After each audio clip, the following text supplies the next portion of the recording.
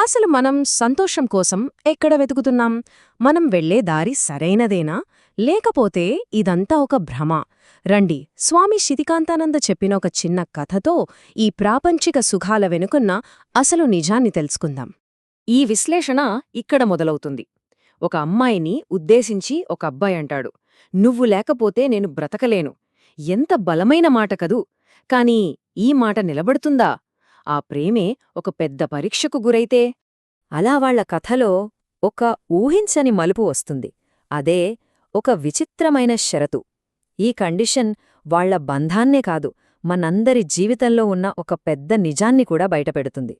సరే, కథలోకి వెళ్తే ఒక అబ్బాయి ఒక అమ్మాయిని చూస్తాడు. చూసిన వెంటనే ప్రేమలో పడిపోతాడు.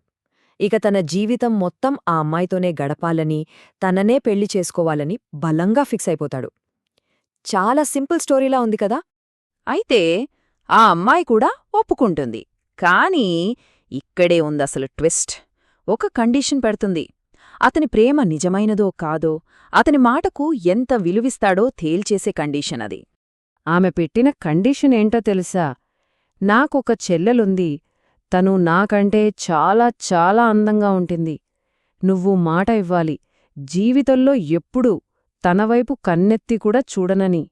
ప్రేమమైకంలో ఉన్న అతను ఏమాత్రం ఆలోచించకుండా సరే అనేస్తాడు, మాట ఇచ్చేస్తాడు. అలా మాటైతే ఇచ్చాడు, కాని ఆ మాట వెంటనే పరీక్షకు గురవుతోంది. ఇక కథ క్లైమాక్స్కి వచ్చేసింది. ఈ చెంపదెబ్బ ఒక గుణపాఠం. అతను అలా మాట ఇచ్చిన మరుక్షణమే ఆ అమ్మాయంటుంది, "ఆ అందమైన చెల్లెలు ఎక్కడో లేదు, ఇక్కడే నీ వెనకే నిలబడి ఉంది" అని. చూశారా? ఇదొక పరీక్ష, ఒక టెంప్టేషన్. ఇకంతే. అతను ఒక్క క్షణం కూడా ఆగలేదు. ఇచ్చిన మాట, చేసిన ప్రమాణం అన్నీ మర్చిపోయి వెంటనే వెనక్కి తిరిగి చూస్తాడు. ఫలితమేంటి? చెంపమీద గట్టిగా ఒక దెబ్బ. "నువ్వు లేకపోతే బ్రతకలేనన్నావు, నా చెల్లెల్ని చూడనని మాట ఇచ్చావు, కాని ఇంతలోనే మాట తప్పావు" అని అంటుంది. చూశారా? అతను తన మాటను నిలబెట్టుకోలేకపోయాడు. సో ఈ కథలో అస్సలు పాయింట్ ఇదే. ఇది కేవలం ఆ అబ్బాయి అమ్మాయి కథ కాదు, ఇది మనందరి కథ. ఇలాగే ప్రకృతి కూడా మనల్ని అప్పుడప్పుడు చెంపదెబ్బ కొడుతుంది. సరే, ఇప్పుడీ కథయోని నీతిని మన జీవితానికి అప్లై చేసి చూద్దాం. ఈ ఆకర్షణ వెనుకున్న అసలు నిజమేంటి? దీన్నే బాహ్య ప్రపంచ ఆకర్షణ అని అంటారు.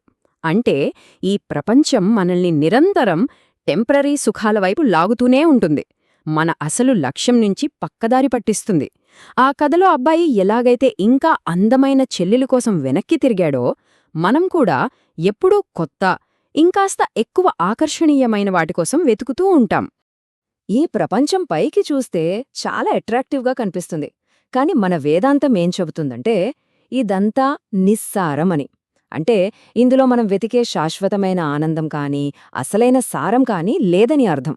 మనమేమో సుఖం దొరుకుతుందని వెళ్తాం, కాని అక్కడ మనకోసం దుఃఖమెదురుచూస్తూ ఉంటుంది.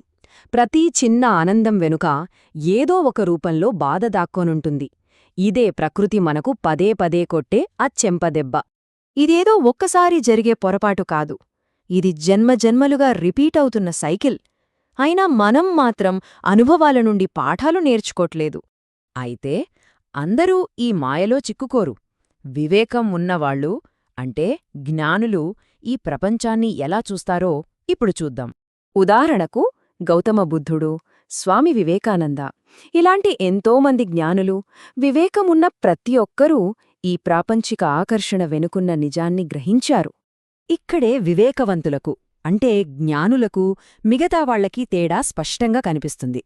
జ్ఞానులకేమో ఈ ప్రపంచం మొత్తం దుఃఖంతో నిండినట్టు కనిపిస్తుంది, కాని వివేకం లేనివాళ్లు ఇక్కడే సుఖముందని భ్రమపడుతూ ఉంటారు. దీని అర్థం జ్ఞానులు నెగటివ్గా ఆలోచిస్తారని కాదు, వాళ్లు రియాలిటీని చూస్తారు, ప్రపంచం ఎలా ఉందో దాన్ని ఉన్నది ఉన్నట్లుగా చూస్తారు. సరే, ఇంతకీ ఈ భ్రమ వల్ల మనం ఏం కోల్పోతున్నాం? మన అత్యంత విలువైన ఆస్తి, మన జీవితాన్ని.